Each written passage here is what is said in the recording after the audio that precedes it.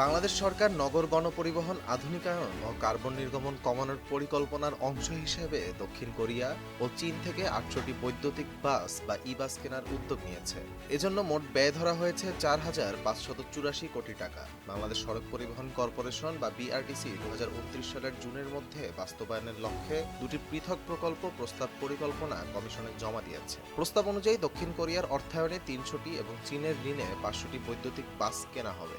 দক্ষিণ কোরিয়ার প্রতিটি বাসের প্রস্তাবিত মূল্য ৪,৬১,০০,০০০ টাকা, আর চীনের প্রতিটি বাসের মূল্য ধরা হয়েছে ২,৪৬,০০,০০০ টাকা। সড়ক পরিবহন ও মহাসড়ক বিভাগের সচিব মোহাম্মদ জিয়াউল হক জানিয়েছেন, সরকার মোট ১,৪০০টি ই বাস কেনার পরিকল্পনা করছে। ৫০০টি চীন, ৩০০টি দক্ষিণ কোরিয়া এবং বাকি ৪০০টি বিশ্বব্যাংকের অর্থায়নে কেনা হবে। এদিকে সরকারি ক্রয় সংক্রান্ত মন্ত্রিসভা কমিটি ইতিমধ্যে ২০০টি বৈদ্যুতিক বাস কেনার অনুমোদন দিয়েছে, যার মধ্যে ১০০টি বাস নারী যাত্রীদের জন্য নির্ধারিত থাকবে। দক্ষিণ কোরিয়ার প্রকল্পের মোট ব্যয় ধরা হয়েছে ২,৭১৩ কোটি টাকা। এতে ২৫টি charging station, workshop, warehouse, automatic washing plant, wrecker, video নজরদারি ব্যবস্থা এবং চালক ও কারিগরি কর্মীদের প্রশিক্ষণের ব্যবস্থাও রাখা হয়েছে। অন্যদিকে চীনের অর্থায়নে ৫০০টি ই বাস কেনার প্রকল্পের ব্যয় ধরা হয়েছে ১,৮৭০ কোটি টাকা। এই প্রকল্পেও চার্জিং স্টেশন, ওয়ার্কশপ এবং প্রয়োজনীয় রক্ষণাবেক্ষণ অবকাঠামো নির্মাণের পরিকল্পনাও রয়েছে। তবে প্রকল্পটি নিয়ে পরিবহন বিশেষজ্ঞরা সতর্ক থাকার পরামর্শ দিয়েছেন। তাদের মতে,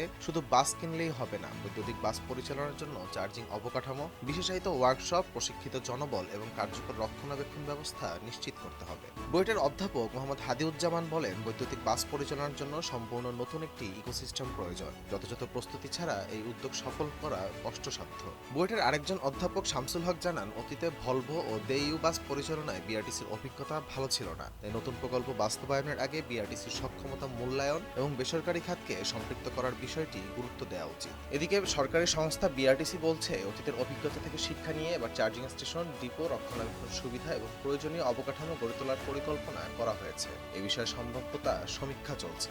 সমীক্ষার সুপারিশ অনুযায়ী দেশের বিভিন্ন স্থানে প্রয়োজনীয় অবকাঠামো নির্মাণ করা হবে। সরকারের আশা, এই প্রকল্প বাস্তবায়িত হলে নগর গণপরিবহনে পরিবেশ বান্ধব প্রযুক্তির ব্যবহার বাড়বে, জ্বালানি খরচ কমবে এবং কার্বন নিঃসরণও উল্লেখযোগ্যভাবে হ্রাস পাবে।